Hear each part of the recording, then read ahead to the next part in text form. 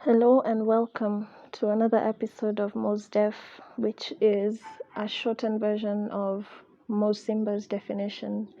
And while on here, I hope to inspire reverence on sacred topics that have become popular and some are very unpopular. But I hope to share with you my ideals, my thoughts, and hopefully just a new perspective on how to look at it. So today I want to discuss about the depravity among us and the attachments that we are creating, which we call relationships.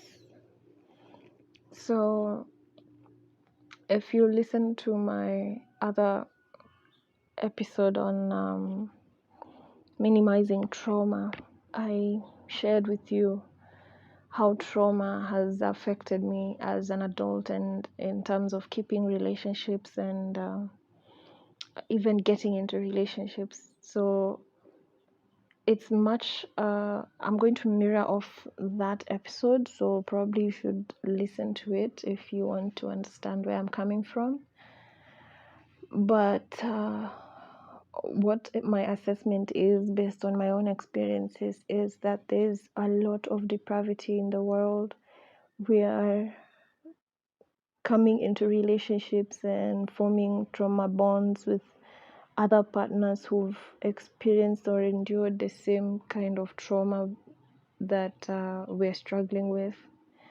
And these trauma bonds are what we are now living as situationships and unhealthy attachments and toxic relationships, and yeah, back to the main point where we really need to work on the inner man inside of us, the person that we have been all this time. We cannot ignore that person and decide that that's the past and now we are moving forward, because a lot of our future is connected with the past. So if there's anything that's seeming off, anything that's seeming like there are holes or gaps in our lives, there's definitely a deep hole and some pain or just trauma that we refuse to address, and it keeps coming back to haunt us. It drives us into bad decision making.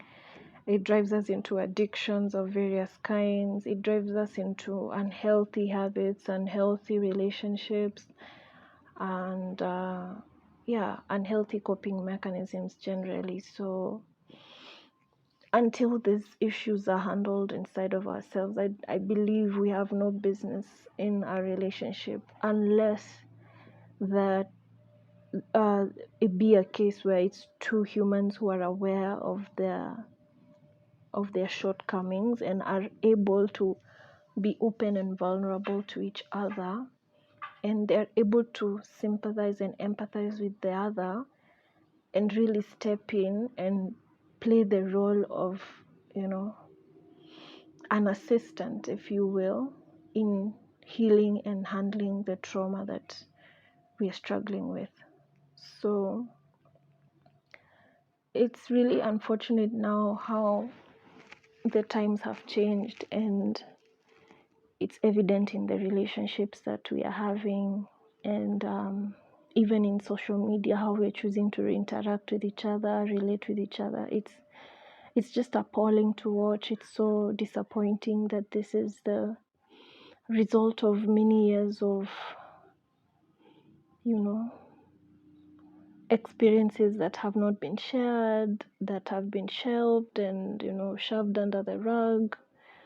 And while we try to forcefully overcome them and, overlook them and claim that they have no power over us, unless we really deal with the issue, then for sure it still has power over us, and it will have power over us until we really look at the issue and resolve it once and for all. So there's no running from it.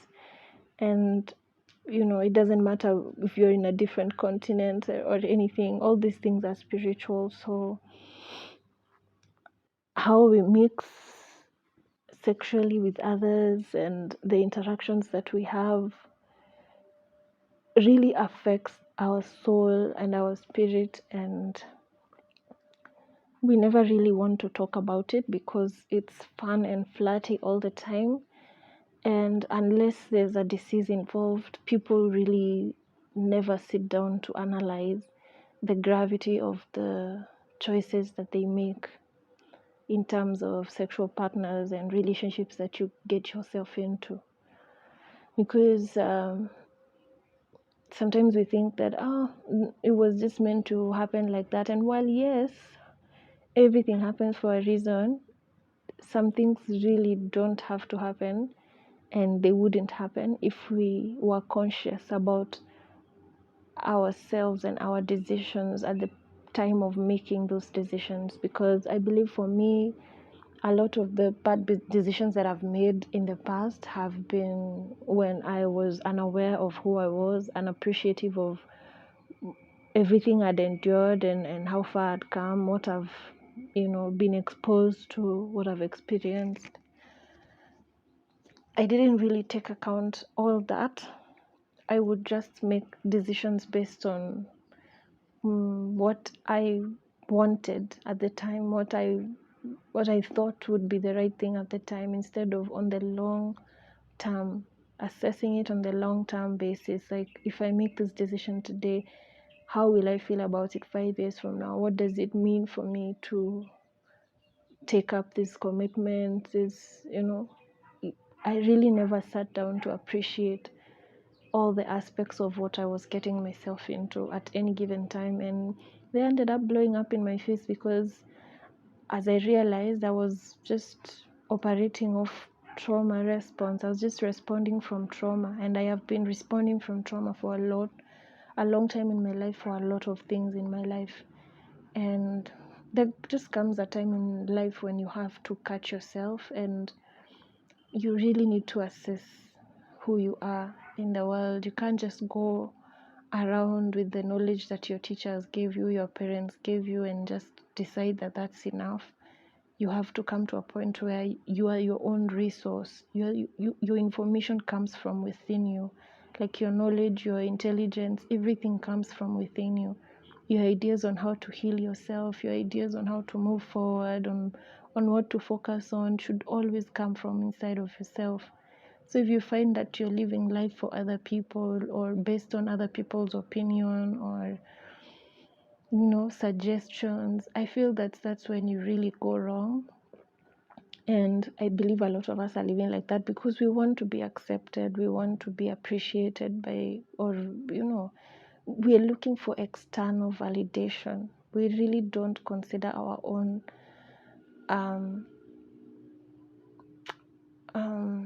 preference when it comes to things that really matter to us. When we come to a very big decision that we have to make, I don't understand why we always run to the phone to call a friend or call so and so. Why don't we ever run to call God and ask Him, so I'm about to make this decision, what should I do, how should I go about, and be actually patient enough to wait for the word that God gives and to move forward in that direction, as crazy as it is, because it's almost always crazy, the kinds of suggestions that Spirit gives us for solving issues, but it's very accurate. And I believe that I'm also still learning to trust Spirit more, even coming to a point where I'm able to create this audio.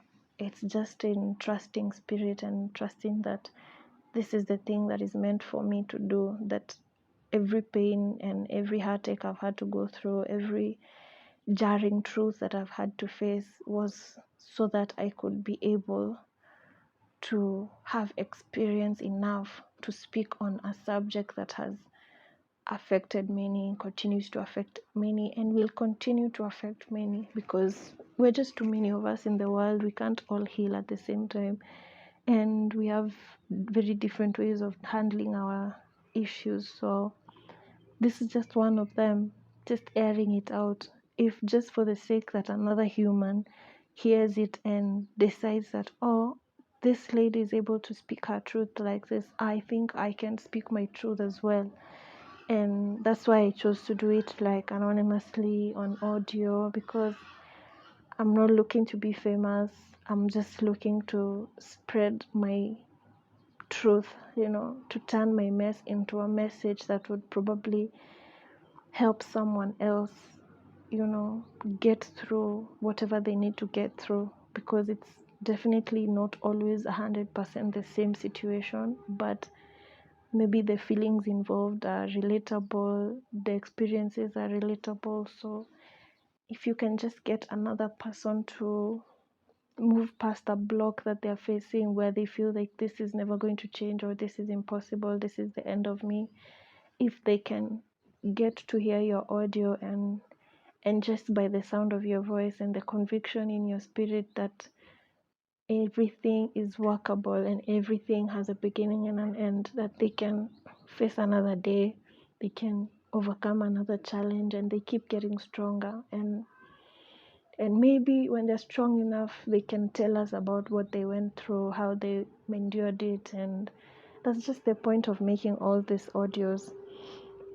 And so in relationships, for me as a single mom, it's like, and as a healed, or as a healing human, because I am still healing and it's an ongoing process, I've come to find that I keep to myself a lot. I have isolated myself a lot from the world, because definitely it's not who I was before. I was very extroverted. I was very out there. I had like 100 friends, or my phone just never stopped ringing. And now it's like I'm on the flip side, where my phone never rings. I'm almost always alone, and I have so much peace. I have so much clarity in my life. I would never give up what I have found to just go back to being accepted again, because now I'm totally a weirdo around a lot of people. There's a lot of conversations that I don't feel the need to engage in.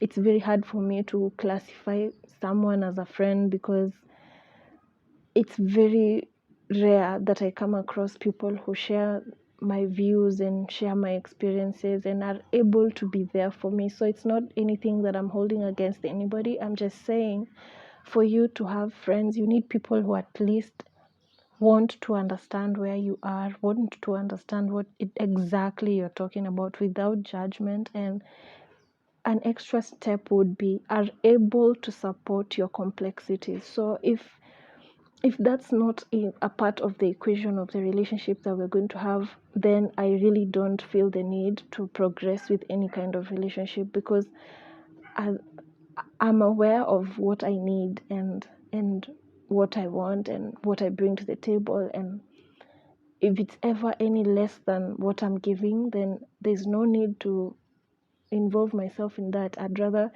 give that love to myself, give it to my son, give it to the things that I'm hoping to create, give my energy to this audio as I'm doing today, because it's not for self-gratification or external validation. You just want to tell your story, you want your truth to be out there. And if it's going to be appreciated today or 100 years or never, the point is you did it. You freed your soul, because you just have to do what your soul is asking for you to do, so that you can free it. So even when it doesn't make sense, you just have to do it. So when it comes to relationships, I would implore and beg everybody who's currently in a relationship where you feel like suffocated or stifled, or in any kind of way any less than who you are, or that you cannot be fully who you are, who you know yourself to be. Like, you just don't need to be in a relationship. You don't. And that goes back to the same issue I talked about, sitting in silence. You have to be able to love yourself so much that you appreciate and acknowledge your own company as enough, and that you can sit by yourself. You can spend a whole day by yourself, even 10 days, a year. Like, it shouldn't affect you that you are alone, because you're never alone. God is always with you. Your ancestors are always with you. Spirit is always with you. The angels are always with you. Every good thing that you believe in is always with you, because time is relative. Just because it was last week, it doesn't mean that it's not so this week. Just because it's meant for the future doesn't mean it's not currently here. You just have to connect to that vibration and appreciate how sovereign you are. See how sovereign you are, and refuse to settle for less. Refuse to lower your standards or compromise on what you really need as a human, just so that another in the society or an institution in the society can say, look at that lady, look at that man, they're going in the right way. Because I don't believe what is considered right in this society is necessarily right.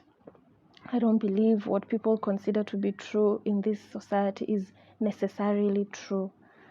I believe we all need to find our truth, and we all need to accept it for what it is. As painful as it is, we just need to stare it in the eye and accept it for what it is. Take 100% responsibility for our lives and decide that it ends with you. If you don't like your reality, decide that it's going to change because you have realized it and you're going to do something about it. Decide that nobody else from your lineage will have to fight this battle because you will fight it. Just see the problem and work towards fixing it, regardless of who considers you weak, weird,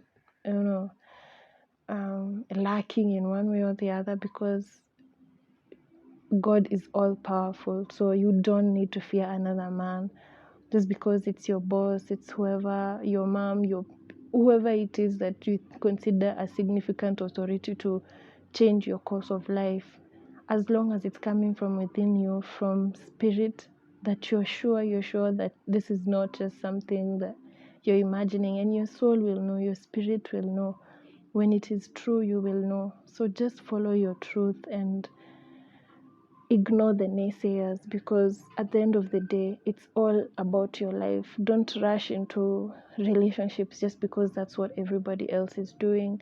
Address the depravity. Don't go looking for love just because you didn't find it in your house, to go looking for it from other people, because you'll just bond with other people who are looking for a different kind of love that only they can get from outside, but they didn't get from where they were coming from. So unless you give yourself that love, you fill those holes first, then relationship should be the last thing on your mind, because it's not going to fix anything. It's going to make a lot of things worse. And